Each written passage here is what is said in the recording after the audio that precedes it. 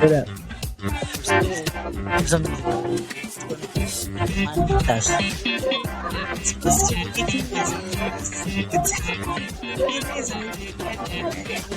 Welcome to Hood Healing. Hood Healing. Buenas noches. Good evening. Today is our first official full episode. Yeah. We got some new technology. We got some new mics. We got a new setup, so it's just very exciting for us. We're super excited to record. Full transparency. We did record a podcast on Sunday. And there was crying. It was a mess because, first of all, we thought it'd be a really great idea to go to LePera on a Sunday morning early. And we came home tired. And then we went to Costco because, you know, we are gluttons for punishment. Oh. And we were thrashed. And like, even before we were like literally writing down, let's write down some ideas, you know, for the next podcast and then make sure we have like, you know, all of our content straight for this one. I think it was me. I was just having a day. I bust out crying. Like Kim Kardashian crying. Ugly cry. And then we were recording and I started crying again. And you know what? We probably will cry, but I figured, you know, we don't want to scare a lot of people away on our first episode. So cut it out. But you know what? Crying is a part of healing and it's healthy to show your emotions. Just want to put that public service announcement out there. For the record, she cried first. She thought I was going to cry first and that didn't happen. I sure did. I was like, bitch, why am I crying?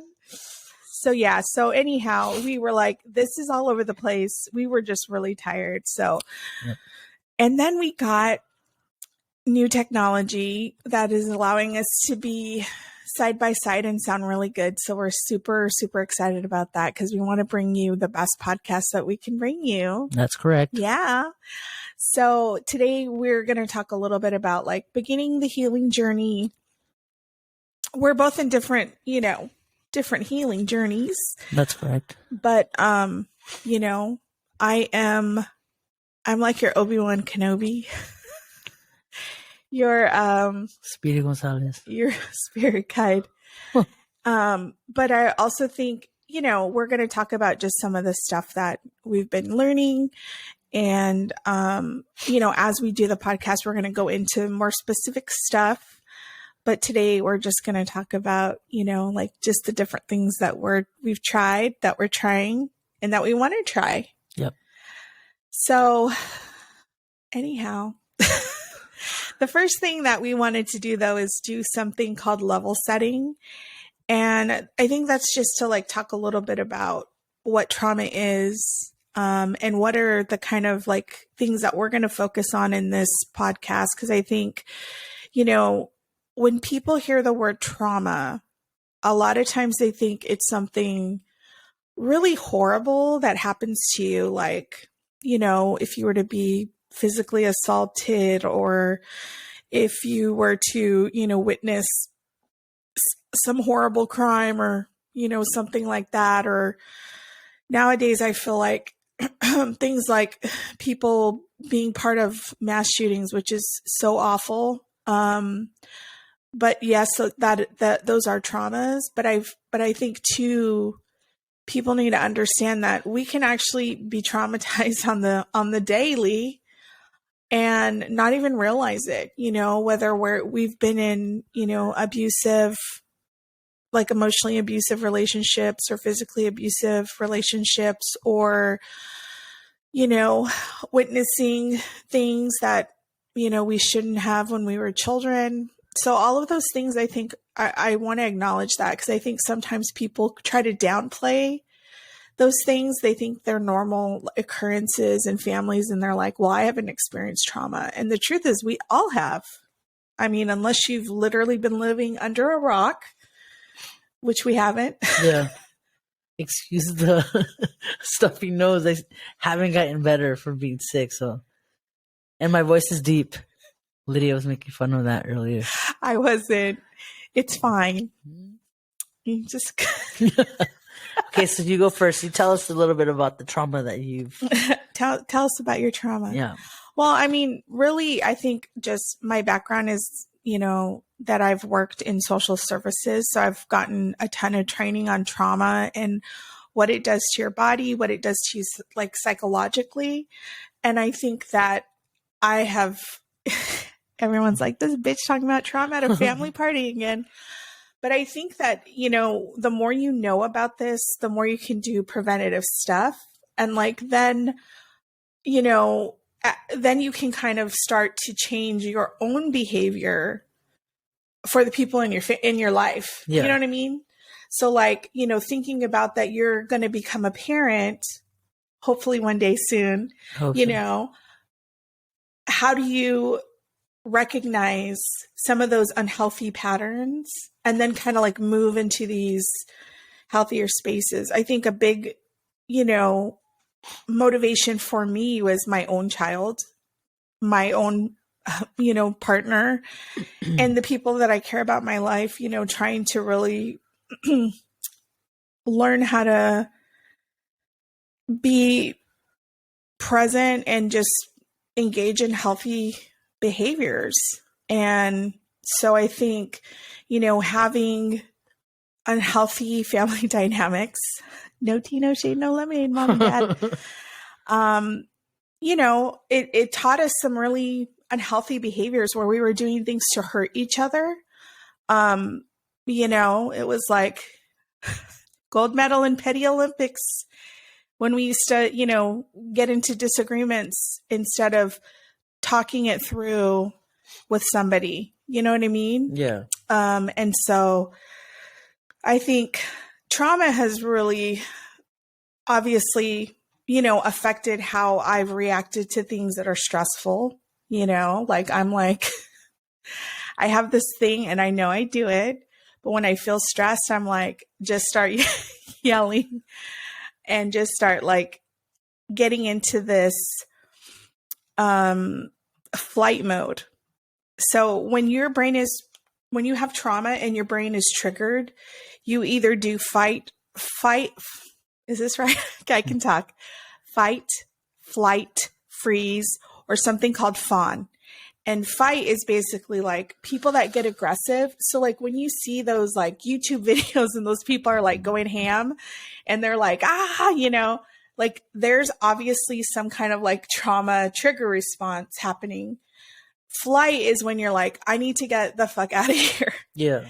And there's times where, Frank and I have different trauma responses. He is a freezer. He will just get so slow. I'm like, motherfucker, if we were in a freaking horror movie, I would be out. You'd be dead, like, bud. Peace. You'd be dead, Frank. This man would be like looking around, trying to figure out what's going on. I'm like, so, there's been times, I think we were like downtown somewhere like San Francisco and some homeless guy like starts screaming and this dude's turning around looking. I'm like, just start walking. I literally started yelling. I'm like, hurry up. And I just took off. Like if I didn't have shoes that were like tied to my feet, I probably would have jumped out of those shoes and ran down the street. Freeze is obviously like you get scared and you just can't move. You just feel like you can't do anything. And then fawn is where it's almost like when you see a dog roll over and give you it's just like, I'm going to try to basically do something to distract what's happening and also just kind of roll over and submit to what's happening, if that makes sense. I think it does, because whenever my partner and me have a disagreement, I feel like I'm the one that kind of tries to joke around and make her laugh to kind of forget. You're kind of like what's going on and kind of just brush it off. And she's more of the she's the fight, I think. Yeah, she's the fighter. Well, not really. I mean, I argue too and stuff like that, but I think I'm more chill. Like I'll brush it off. I don't hold grudges sometimes. Sometimes I do. But with her, I don't think so. I think that I try to make her laugh. She always says that too whenever we're arguing. she'll tell me like, there you go, trying to be funny, trying to like, Yeah. forget the problem. And sometimes it works and sometimes it doesn't.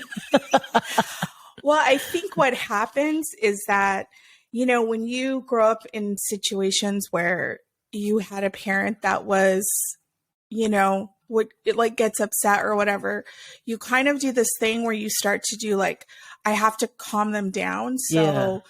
you learn this behavior where you're basically managing the adult's feelings. Yeah. And so what ends up happening is, so they don't get upset, you do things. So for example, I know I do this. Like before Frank gets home, I like pick up because I don't want him to get mad at me, which he doesn't. I know he gets annoyed if the house is dirty. That's me too. I He's start like- washing the dishes that I was supposed to He's wash like, the night what did before. you do all day? Yeah. Especially when you work from home. He's always like, what did you do all day? Motherfucker, that's none of your business. Cálmese, por favor. But I think it's a learned reaction from Yeah. having a parent who would just like, you never knew, like blow up at any time. And you're just kind of like trying to manage their feelings. Yeah. And we're going to talk about emotionally immature parents, Yeah. which is going to be, I think, hard for us because, we're not, I think this is something where it's like, we're not telling these stories to make our parents feel bad. Yeah. And I know that, I'm sure I'm a parent. When my own child tells me something that I've done that hurt them, it doesn't feel good, Yeah. but it's part of our journey. And, it's like things that have happened helped us realize like we have to change something. And so I think that that's, Break the trend. yeah, you definitely do. But part of a healing journey is like being self-aware. Like, I know what I do. I got to take responsibility. I have to take accountability. It feels really shitty right in the beginning because you're just like, I'm not a bad person. Yeah. And we kind of have to get away from like this idea of like there are bad people and good people, because I think it's just behavior. And we learn behaviors to survive different situations. So it's like, even people who do really horrible things, that behavior is horrible. And they've done that because either someone did that to them, which a lot of times that's what happens, and people continue and perpetuate that. Or like, think about a time when you've been really rude to somebody, or you've been rude to like someone at a restaurant or whatever, because you were having a really shitty day. Yeah. And you wanted to match that energy. Yeah. Well, it's like the book that you gave me to read, like we just spoke about earlier. When you are small, your brain is like a sponge. Everything that you witness or you hear sticks with you until you break that trend, or that, what you call it? like that cycle. Yeah, that cycle. That's what I'm looking for. Yeah, until you break that cycle. Yeah. I mean, it's hard because then you have to realize what the cycle is, what the behaviors are. Yeah. And then you have to say like, I don't want to do that anymore. Yeah. I remember, I've kind of like, I went to therapy on and off. I'm like, okay, I better call Gail because your girl's tripping. And,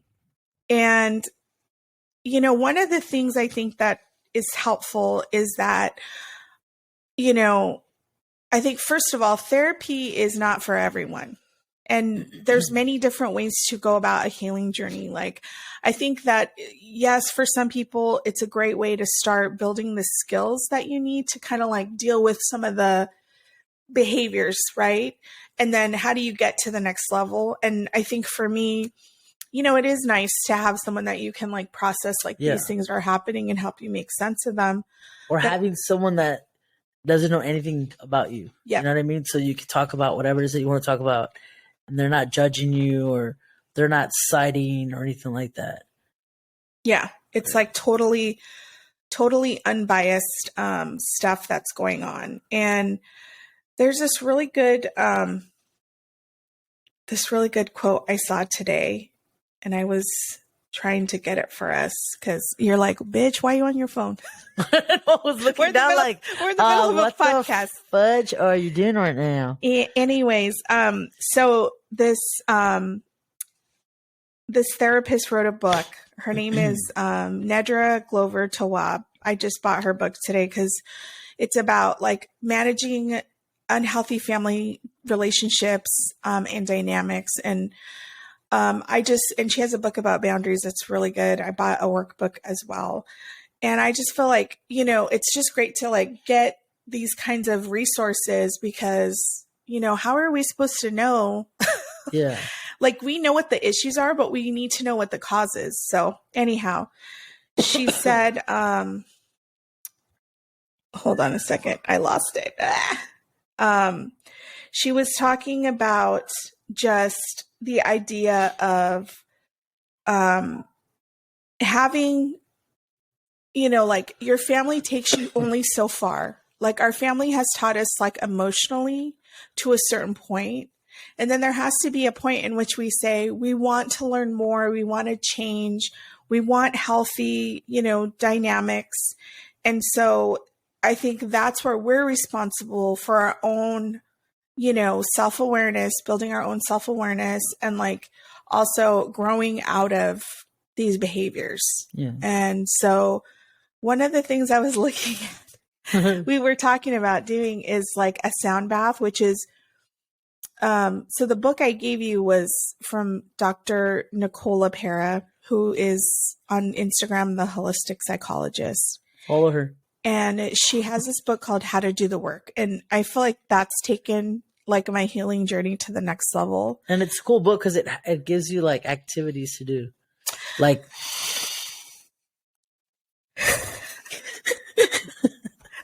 I mean, seriously, it does have like breath yeah. work and meditation Yes. and like self-reflection. But her book is so cool because it talks about not just like, okay, let's, repair all the damage that's been done, but she actually talks about the mind, like body connection. So she talks about like repairing your neurological system, which is super important.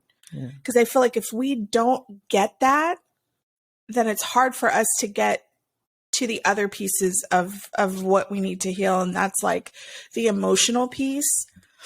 And I feel like the neurological stuff that she talks about is easier than having to like process traumatic memories or traumatic events. Yeah. So I think it's a good book for people to start with. Yeah. And I'll post that on our, our accounts. But she talks about one thing that I really liked is that she talks about how do you give yourself the experiences you didn't have as children. And first of all, we grew up on and off like poor, like financially, we lived in a very unstable household where it was like feast or famine, basically. Yeah. We would have money sometimes, but then we didn't have money and it was like they were shutting our damn lights off. And, we were like literally eating by candlelight. But poverty is like a traumatic event.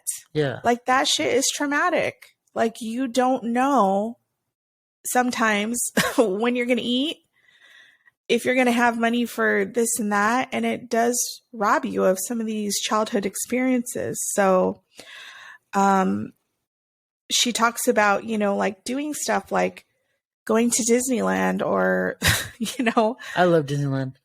And that's thanks to my grandma. My grandma always got us passes every year. Every Sunday, you'd get up. She would have us eat breakfast there across the street from where the boat passes by. I don't know what the name of the restaurant is. But every morning we would eat our pancakes. And then she would buy us ice cream. We'd have lunch there. We'd have dinner. It was nice. I know your grandma really spoiled you. That's number great. one. Best grandma in the world. I trust. I know. I had a grandma like that too. She would kind of give us these experiences that we couldn't have because, you know, our family just didn't have the money. And, but one of the things that's really funny is, you know, I am obsessed with miniatures. You should I'm bring an them on here addict. one day. I know. And I've always been since I was little, but my mom, I wanted a dollhouse. I remember. And my mom's like, you know, I mean, they're not cheap and all the furniture and stuff like that shit's expensive. Yeah. But she was like, yeah, we can't afford it. And then one Christmas, my dad, he built me a little dollhouse. Dale. Bless his soul. I love Dale. And I know, he's very handy like that. So he built a dollhouse and I got like a few pieces of furniture that I had bought with my own money because I was babysitting at the time. And so, but I never got like the stuff I really wanted. And then of course I got older and I grew out of it. And now she has everything in her. And now I do. She has a bunch of my dollhouse is better than my real house. Her and Frank. Yeah. But this is like something that I saw today and I was like, this is really, I think, a good like illustration of what we're trying to do with this podcast. And she says, accept this. What you need might be outside of your family. The people who raised you likely took you as far as they could emotionally. It's your responsibility to continue learning what you need, discerning how to get your needs met, and unlearning things that weren't particularly helpful. Adulthood allows you the freedom to create a life for yourself outside of what you were taught or not taught. You are now in the driver's seat. You are parenting yourself. Therefore, nurture yourself and fill in the missing parts. Add relationships that enhance your existence. Refuse to be imprisoned by your past. I like that. That's so nice. But I think, you know, that's kind of what we're trying to do by, you know, like exploring all of these different things. We're going to try some really crazy shit too. Yeah. We're going to go bungee jumping. I'm just kidding. I'm scared of heights. That would never happen. Well, and so one thing, you know, obviously therapy is something I've tried and, you know, I think it's good to explore that if you're able to, you know, if your insurance covers it, if you have money to do that. But I do think there are other things that are like outside of this colonized idea of how to heal yourself. And I think that because so many of these healing spaces don't include people like us, right? Like Latino, Latina, Latin people. I think that we kind of, you know, I feel like we have a responsibility to share those things. And one thing that we did try together was Olympia. And if you're not familiar, if you're not, you know, a Latino person, Olympia is like an energy cleansing. And you know, usually it's like a person that's a healer that, you know, knows how to do this, will, you know, do their prayers or whatnot. And they use an egg. And it's crazy because she prays all over your body with an egg. And it's crazy because when she cracks it, it's like she can see and know things, you know what I mean? Which is crazy. Well, it's kind of like the way that the egg breaks. They break an egg, so they do it all over your body, kind of absorb the energy. They crack it into a glass of water. And however the egg, like the white and the comes out and the yolk looks, it tells you something. And I mean, she was like really spot on. Yeah. Shout out to Josefina. Doña Josefina. Gracias. Gracias. But it was crazy. Mine was crazy. I've done 2 sessions. You've done one with Frank. Yours was intense. I felt like the house was going to catch on fire. She's like, even Frank's face he was scared. I can tell he was scared. Mine was pretty crazy because, you know, she was able to tell me that, you know, good things are coming, but that also we got, you know, people who are, you know, wishing bad vibes to my wife and, you know, to my wife and me. And she also knew that, you people don't want us together. She said there's a lady and a man who have a black candle on, and are praying bad, like wishing bad stuff. Yeah, wishing bad stuff to both of us. And I don't know who that is. Well, I hope they're listening to this, and I really yeah. And I hope you know that we're doing something about it, and we're gonna get to the bottom of it. But yours was crazy. Mine was crazy. Like, poor lady was sweating. I was like, Doña Josefina, hold on, honey. Hold on. Because she was really sweating. Yeah. I mean, she was like, doing a wrap around with the egg and like sweating. And she just was like getting out of breath. And she's like, your energy is so strong. And then she looks at Frank and she's like, her energy. And I'm like, Frank's like, oh, Lord Jesus. So, and it's so crazy because, like, first of all, I was like deep. I think I was like 2 or 3 weeks away from finishing my master's program. So I was not in a good place. I was stressed the fuck out. And so she did it, and then she's like, you need to let go. You need to be spontaneous. Yeah. And I'm like, girl, it's not going to happen for 3 weeks. But it was so crazy because she started to do it and I busted out crying like Kim Kardashian crying. Worse than that. Yeah. I was like shaking crying. Like, when you get in trouble when you're a little kid and you're still like, like that cry, like that's what happened. And it was just so crazy because I was like, I did not know this woman. She didn't even say anything to me. Yeah. She just started doing it. I was like, well, obviously this stuff needed to come out. And it was so funny because I was like trying not to cry in front of her because I was embarrassed, which, obviously that's something I'm still working on is just, being okay with that. I cry all the time. I know we cry together, but like crying in front of people you don't know is like, you're so vulnerable, So anyhow, she's like doing it. And then when she was done, she was like, can I hug you? And I was I know we talked about this, but like when she hugged me, it felt like when your mom hugs you or someone that has really taken care of you, that you love, like it's just probably like, even your grandma, like that feeling of just like that person is, I don't know how to explain it, but it's different. It's different than, just someone else. That's what it felt like. It was so weird. I've never had that feeling with anyone else. And so she hugged me and then she was like, you can't control everything. Yeah. I'm like, did my husband pull you to the side and ask you to do this? You're not Superwoman. Mm-hmm. Mm-hmm. Yeah. She's like, you can't do everything. You can't control everything. You just have to let stuff go and you have to enjoy life. Like, be spontaneous. And then she also said, there's someone who is trying to interfere in your marriage. And I'm like, bitch, I need this Olympia to tell me that. I knew that already. Shit. I think no shade is being thrown at anyone. No shade is being thrown at anyone. No shade, no lemonade.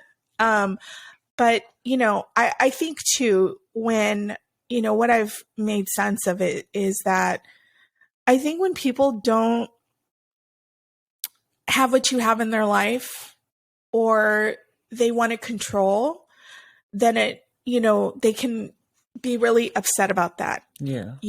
And I think when you're trying to control people in relationship, it never works out well. Yeah. Either we accept people as they are, or we don't. I mean, that's what I think part of this healing journey has been, to accept that I can't control people or their behavior. It's like, we have a discussion. I let you know what my expectations are on how you treat me. If you don't want to meet that, then peace out. Yeah. I mean, it's like, I don't have the energy to sit here and say like, I think any relationship, you want to be treated with respect. You want to be treated with kindness. And if someone isn't going to do that, I mean, these are my own expectations. I'm not saying other people, like some people are okay not being respected and that's on them. But for myself, I'm like, hey man, you're gonna respect me or I'm out. I mean, it took me 40, some odd years to learn that lesson, but here I am. Yeah. I'm looking forward to I'm looking forward to my first session. Yeah. I think it's gonna help me out a lot. And it'll help me, let everything out and not hold emotions in. Which I'm getting better at though. I'm getting better. Bitch, you say all the emotions. But you know what? Better. I think the thing is that we have a relationship where it's a safe space, like it's psychologically safe, physically safe. You know that you're not going to get hurt by sharing those emotions or being vulnerable, and that's not always the case. Yeah. And this whole podcast thing, like, I'm not out to get anyone. You know what I'm saying? I'm doing this for myself. This is my life, my book, my stories. It's my life. We don't have the budget for music clearance, so I'm just going to sing all the songs we want to interject. Yeah, but I mean, yeah, because I'm excited. Yeah. I mean, I'm excited for you. I think just think about, like, we've been talking about this for a long time. Yeah. And we finally were like, let's just do it. We finally bought the mics. Then we returned them. And we got these new ones. I like these. But I mean, I think that we just were like, we are experiencing so much joy in our lives because we've done all these really radical things to change that energy around us. And I think that's what kind of pushed us into where we're at. Yeah. We're going to talk about how relationships shift when, you go through a healing process. And I mean, we'll get deeper into it depending, we're going to talk about family relationships and family dynamics and then friendships. But I do think that when you do go on a healing journey, it does change relationships with people. Yeah, it does. I mean, I know that in my own family, they're like, you're always telling us what we're doing wrong. And I think when you kind of start to learn this information, you kind of want to tell people about it. And because you want the best for the people that you love and care for, but they may not be ready to hear that and they may not be ready for that. And so I think it puts people who are not ready in a really defensive place. And you're kind of like, oh, okay. Yeah.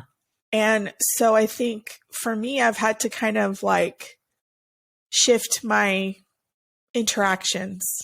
You know what I mean? Yeah. And I mean, when I first started therapy, I was, they're like, tell me about your childhood. And I'm like, well, it was great. And then they start asking you more questions and you're like, okay, maybe it wasn't that great. I mean, I think there's definitely great things that I learned from my parents. They taught me to be a hustler. They taught me to grind and do what I got to do to get where I'm at.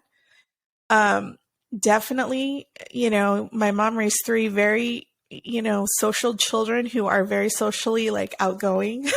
Shout out to Lynette. And we're all like in our fields. We're all go-getters. We're all like really doing well. But, there's some unhealthy things that we all learned that we're trying to unlearn. And I think the nice thing is that, the kind of love that I always wished for, or the way I wished for it to look, I had to like let go of that and just be like, okay, it is what it is, basically. Yeah. But I see that for my child, like they will ride or die for my kid. Like my mom has a shiv in her purse for this kid. She's like, who hurt my baby? I'm like, oh, damn, girl. Yeah. There's a meme and it's like this old lady with a freaking gun. It's like, grandma's coming. And I'm like, yep, that's true. And my sisters too. I mean, they are the same way. Like anytime my kids got, a play or whatever, like they're there. And so, but also I know that we trigger each other. So we have to really sort of like pick and choose how we're going to spend our time together, because we could just be chilling and just trigger each other with something someone says. And I think we're all trying to work on that. We're all trying to, heal in our own ways, and, but it's a lot of work. And I think I had to stop being in that space where I was like trying to control how they were reacting. Yeah. And since we've been reading the book, Susie and I've been taking like notes like at work and at home, and I wrote down like what type of trauma have I had, as a child. Yeah. So it's like, I witnessed, like a lot of violence, a lot of yelling going on, growing up. I was abused as a child, and which led me to addiction. And, I kept writing like all the negative things. And then I stopped and I told myself like, but there's so much more that has overcame over, you know what I mean? Like I've done so much has made me a better person. And, besides all the trauma that I had growing up, I've had a lot of good things happen too. Like I can honestly say that my grandma and my grandpa gave me the best childhood I could ever ask for. Like they took us on our first, they would take us on trips every Sunday to San Diego. We would go to TJ, get us anything we wanted, candy, piñatas. They're all taking all these kids over the border. Yeah, like anything we wanted. We would go camping in Ensenadas. Like my grandma and my grandpa took me on my first airplane ride, So it's not all bad stuff. You know what I mean? That happened. Yeah. Do I wish those bad things, didn't happen to me? Yes, but I also think that if that didn't happen, I wouldn't be who I am today. Yeah. Because I flipped the 180 on that bitch. Like I went from, addiction to fucking owning a house with my partner, marrying the love of my life, having 2 dogs, and building a relationship with like you and Frank, like who would have ever thought that? I still remember when you flipped on me when I accidentally stepped on Maya when we were all dancing on the dance floor, and I was like, dang, she's me. Because you're like, excuse me, my child. And I was like, my bad. I'm a little person. Excuse me. You know what I'm saying? But who would have ever thought, what I'm saying, that I would, like, we'd be so close to you guys, And I remember the first time Susie met you, like, she was like, I freaking love her. I think she met you at Aaliyah's quinceañera. Oh, boy. She's like, you know what? Like, I love her. And I was 3 sheets to the wind, but I'm a fun time. No, but you know what I'm saying? Yeah. Like, I think that if none of those things would have happened to me growing up, I wouldn't have been the person that I am today. Yeah. I mean, I think like, yeah, these things can happen, but if we have that support, I think your grandparents, like, I think things would be much different for you if they weren't there. Of course. Like, I always remember your grandma, like, would always say, like, my grandchildren are just like the loves of my life. She's like, I love my kids, but my grandchildren, Yeah. So she loves, all of you guys so much. Does. I think, my mom even says, like, it's different when you have grandchildren because, like when you have kids, you're all stressed because you're trying to make sure like everyone survives, like, that you raise these kids. And then when you have grandchildren, she's like, you can just enjoy them. And she really does, and you can see the love that's reciprocated from all of you. Yeah. I mean, y'all ride or die for your Lita, man. That's our Lita. Like, ain't no love like Lita's love. Yeah. Or, Litos, May he rest in peace. But he was the best. He was grumpy, but it was all love. Yeah. You know what I mean? But yeah, I'm excited to talk about a bunch of stuff, that we have ready for y'all. Hope y'all are ready to listen. We go into more deeper stuff, but and comment below, who do you think's gonna cry first? Because I still think it's gonna be Lydia, but we'll see. You never know. Comment below while you're subscribing, okay, and liking our videos. Well, I mean, one of the things I think that we we obviously are going to go into the family stuff, which I know it's hard because you don't want to make people feel like shit, but it happened, right? Yeah. And, I think one of the things that with all the work that I've done is being able to apologize is like really difficult. Yeah. And as a parent, I've lost my shit many a time. And I went through a period where I was like losing my shit a lot. And it was like from 12 to 14. Yeah. Because I didn't understand what my child was going through. And I felt so out of control. Like I don't have this. And I had to apologize. Like, I'm really sorry. I know that this was not okay. Yeah. And, that's really tough.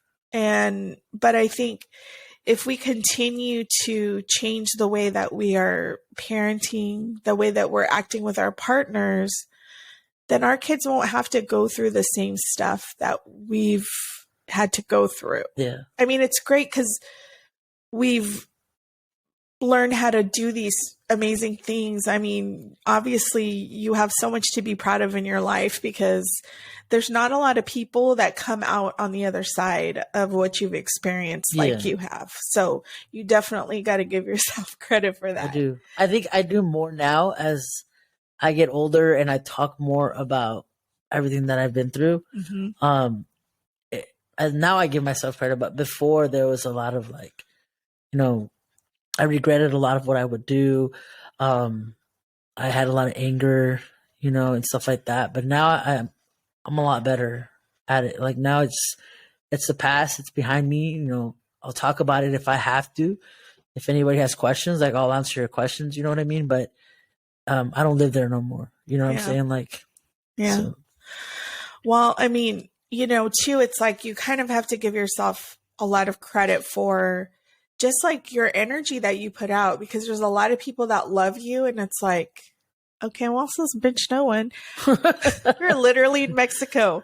This man was like the flower guy. Oh yeah. He was riding for her. And I'm like, sir, she is a lesbian and she's married to a woman.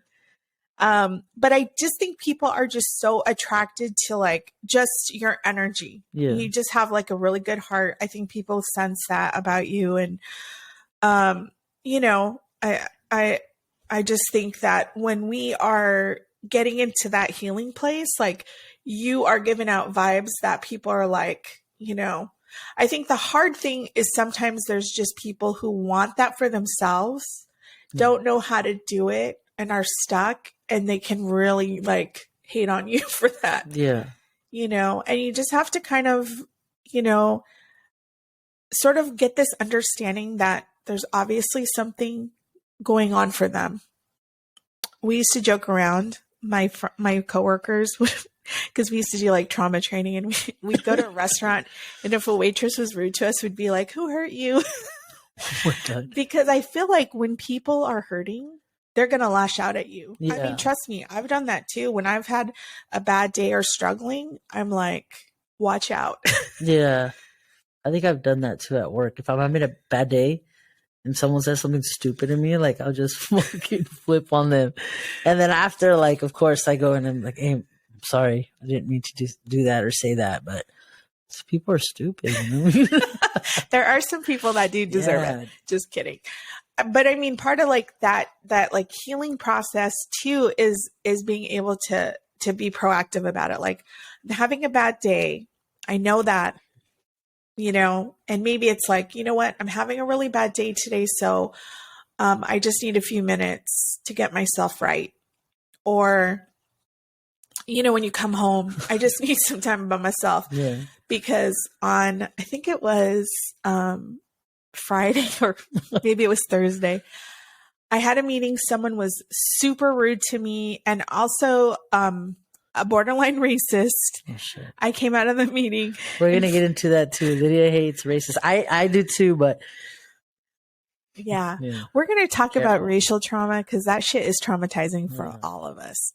But anyways, so I come out of my meeting and Frank's like chilling on the couch. He's like, hey, what? He wanted to watch a movie or something. I literally walked out. I'm like, dude, okay, I need like 5 minutes because I just like wanted to go off on someone's ass. I was like, just give me 5 minutes to reset. I went in the room. I just like had to like take 5 minutes and then I'm like, okay, I'm good now. Because, you know, that's the thing is it's not fair to our families and our partners if like something is affecting us. And, you know, we have to kind of just be self-aware. Like or sometimes I'll straight up just say, I don't know what's going on. I'm really anxious today because, you know, I'm anxious. I'm triggered. I just need to sit here. Okay. Yeah. And watch Real Housewives of Potomac. I like the Housewives of Atlanta. I like them too. I like Portia. Who said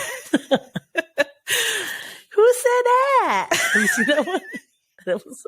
She got some good lines. She has a lot of memorable TikTok sounds. Yeah. But, you know, it's also, we'll talk a lot about self-care. Yeah. We're going to start doing Wellness Wednesdays on our social medias to just remind people, like, take care of your ass because you only got one. Well, no, because if you go to TJ, you can get a new ass. True. But, you know. I got to take care of these cheeks. You got to take care of yourself. Yeah. You know, and so one of the things, so I should have brought it out. Anyways, I have a copy too. But that book that you're reading, it's actually a workbook that accompanies the main book, How to Do the Work. So the workbook you're doing is called How to Find Yourself. Yeah. And it's got like exercises and stuff like that. So like what kind of stuff have you done so far? Taking notes. We've taken notes together. Well, Susie and I are reading it together. So taking notes, done some of the activities that it says to do. Like what kind of activities? Breathing. And then just kind of lay there with our eyes closed. And then I kind of grab her boob and then she my hand. You know, like just stuff like that. Cochina. Yeah. Oh, yeah. Well, and that's like very hard to do when your mind is like constantly going. Yeah. I think her mind's constantly going. I'm just like chilling. You know what I mean? Like that's what she's always like, you never stress about anything. Nothing at all. And I don't think I do. Like I don't stress about bills. Like I don't stress because I feel like we're going to be okay. You know what I mean? But work does like get to me sometimes. Yeah. You know what I mean? But I feel like, why are you stressing? We're going to be okay. You're going to be okay. We're going to be fine. Meanwhile, yeah. We're all living on a tent. Yeah, in a tent in front of your house. We're fine. In our driveway with my dad. Yeah. In a camper van down by the river. But yeah, I mean, you know, so Frank's the same way. Like, he's like, we'll be fine. I'm like, how do you know it's going to be fine? Yeah. I'm definitely the stressor, the type A. So meditation for me is really difficult.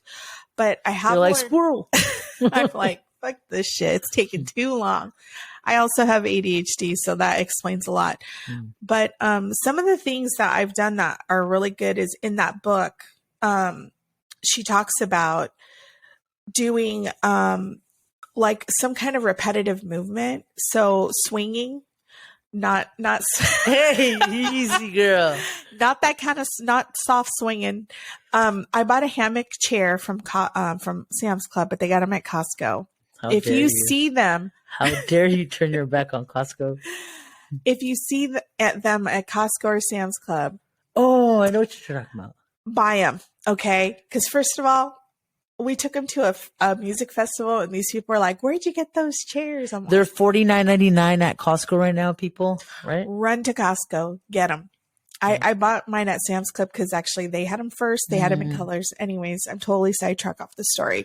Squirrel. But we got them last summer, and every day after work, when it was nice, I would go in the backyard and I would grab one of the cats who really liked to go on there. And which one was it? Your favorite? It was Guillermo. It was Nando. Guillermo. You almost said Guillermo. I know. I love them both actually. And we would swing in the chair for like a good 15 minutes. And I was like, I would just find myself rocking back and forth And I read this book and it said like anything like that actually helps like reset your neurological system. So if you're having like a hard day or you just like feel anxious, like that can actually help you. Another thing that I started to do was if I felt anxious, I don't know what was going on. I think it was just towards the end of grad school. I felt so stressed. I had started another grad school program before when I got pregnant with my child. And that was a very traumatic time because, you know, we found out that our child had special needs and it was like a very high risk pregnancy. And I think, you know, it kind of triggered that a little bit. But towards the end of grad school, I was so anxious, like for 2 months, like I was really struggling. Like I couldn't even drink coffee. Shit. And I love me some coffee. Yep. And I love so coffee too. I started to do this thing where you turn your head to the right as far as you can turn it.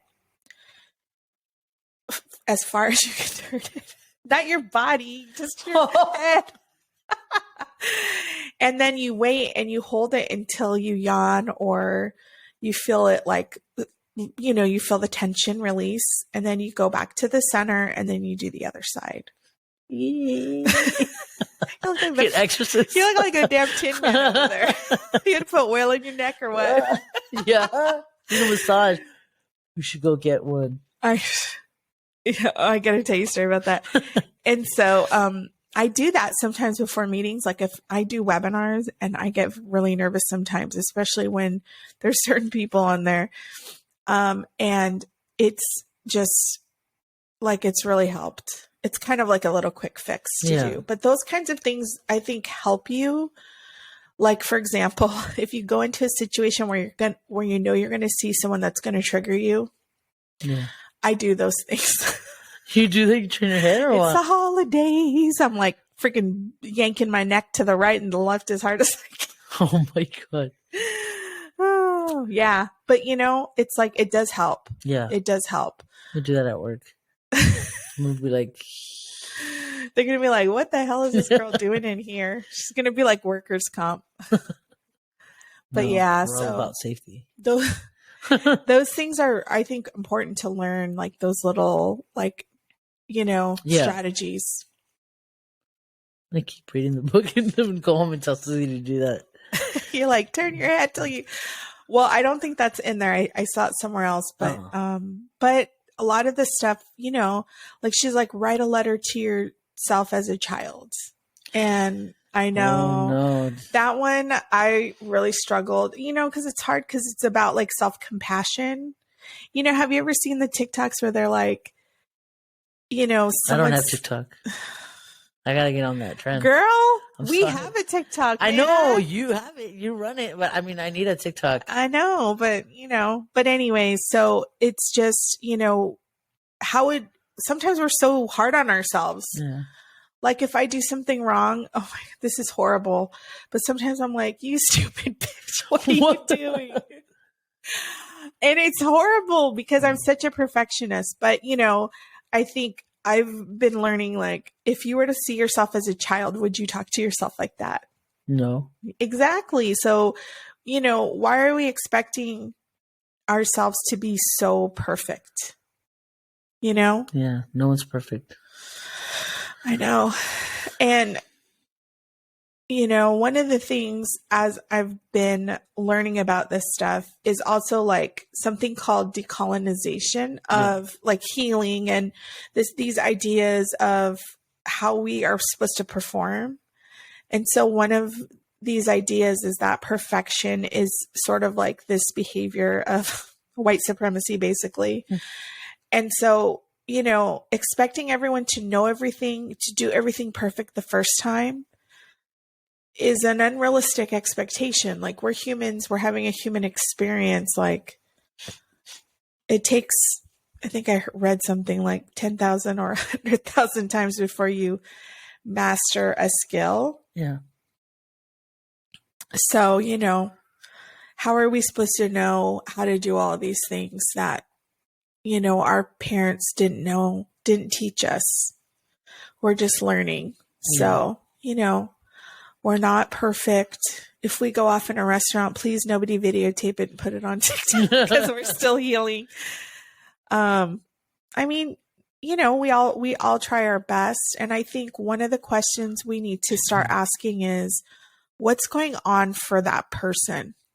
And I think it helps us build empathy, which is like an emotional maturity.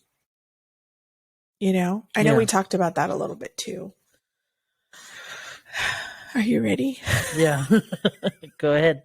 For your healing journey? Yes. I'm very ready. I took a bunch of notes. I'm serious. I went ham. I sat with Susie and I read a lot of my notes to her and she was like, "Yep." What kind of stuff are you? I just want to because honestly, I talked to one of my friends at work the other day and I was telling her about the podcast and I was getting her to subscribe and I got her on Instagram. She's never had an Instagram. So I got I was helping her out and stuff. And we just started talking about stuff that we're going to be talking about.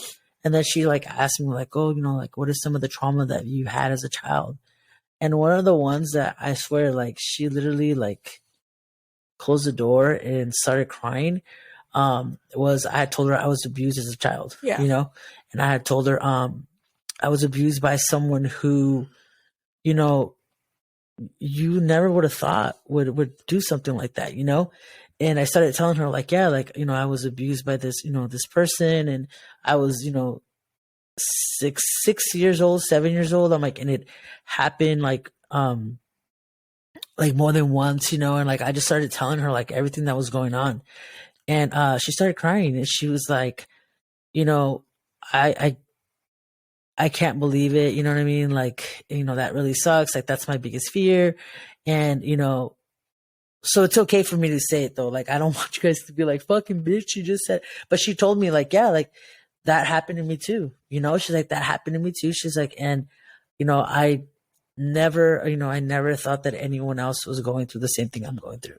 And it's crazy because there are a lot of people that go through that and you live your whole life scared to tell anybody because you think that it's your fault. For a while, that's how I felt. Yeah. I felt it was my fault because, I never told my parents. So maybe if I would have told my parents right away, maybe he would have stopped, maybe if I spoke up sooner, he wouldn't have done it again because he did it again to someone else, another family member, and for a while I felt, guilty and I was mad at myself because I didn't say anything, but it's crazy because I started telling her, what I went through and she was able to feel comfortable telling me I went through that too, she's like, and I ended up telling, she's like, I ended up telling my parents, she said, but it's just crazy because you're with a bunch of group of people and it's you don't know that they've gone through what you're going through. Yeah.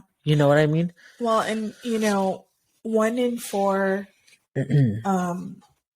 women have been sexually assaulted or abused. Yeah. And so I think that's so hard for people to hello. Oh, that was weird. I think it's so hard for people to, think about that. Someone has probably been abused in some way. Yeah.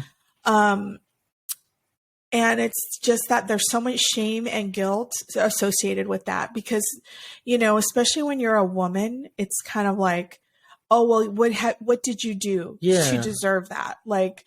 What did you do to have, to put yourself in that position? So people are so embarrassed, so scared to even say anything. And, I'm sure there's a lot, and it's funny because people will tell you these things without really telling you these things. Yeah.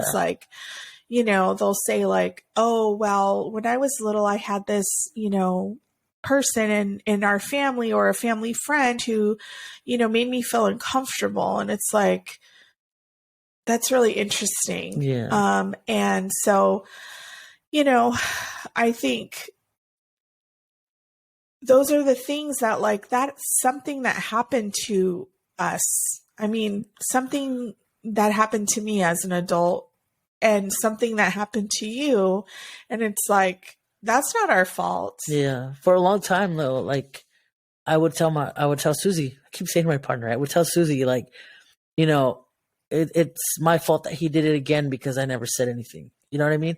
For a long time. But then after a while, I was like, no, like, it's his fault. He's the one that's sick in the head. You know what I'm saying? Like, he's the one that did this. You know what I mean? Like, Yeah. it's not my fault. You know what I mean? Yeah. So for a while, though, like, after I spoke up and said, you know, what happened and whatever, you know, I felt better. You know what I mean? Because I was like, no, he's the sick one. Yeah. You know, he's the one that was wrong. It wasn't me. You know, I'm not at fault, you know, because if I would, let's say I would have spoken up sooner, he would have done it again. You know what I mean? Like, yeah, I mean, it's like, it's hard to know, right? Yeah. Like what the outcome would have been. And I mean, the thing is when it comes, there's still so much like misogyny around sexual assault or abuse of women. And it's like, you know, we deserve to have, you know, justice and not be questioned about like what the circumstances were. Like, there are no circumstances when these things are okay. Yeah. And, you know, it's just, I think, one of those things where, like, you know, where people feel afraid to really speak up. Yeah. I saw that movie, She Said, that's about like, I can't remember his name off, but it's the guy who in Hollywood, why am I blanking on his name? Anyhow, he was like, he wasn't the president of, it's called Miramax, which like they made all these movies and stuff, but he assaulted and attempted to assault like so many women.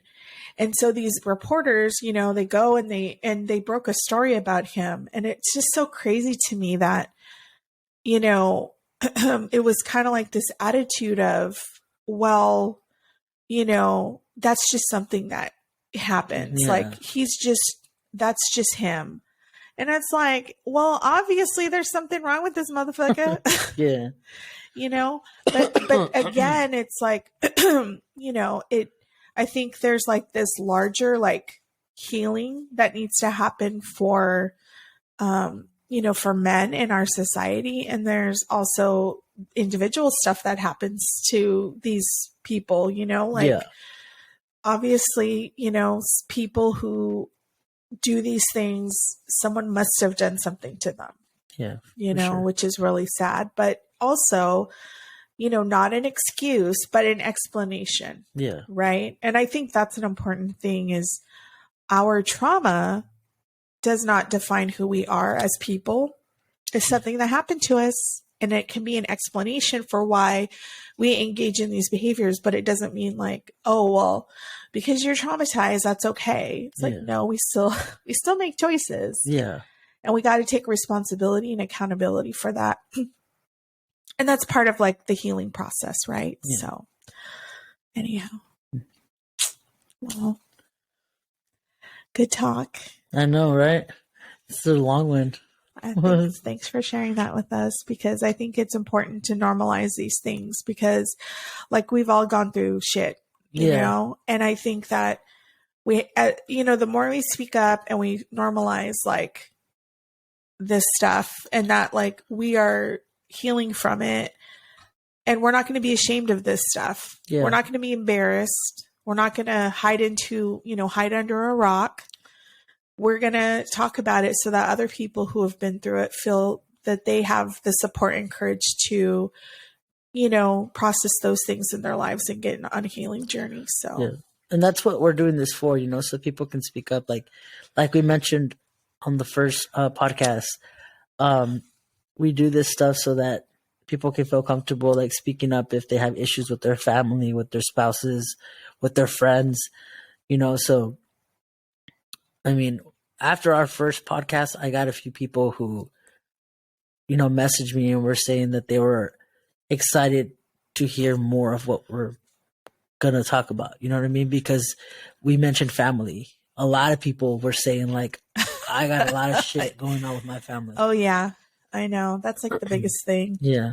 I mean, and then the other part is that, a lot of people can relate to a lot of the things that we talk about because they've experienced it, and, at the end of the day, we just have to keep pushing forward and doing what we need to do to live our best life, because we don't want these things to keep us from enjoying, our families, our friends, even our jobs.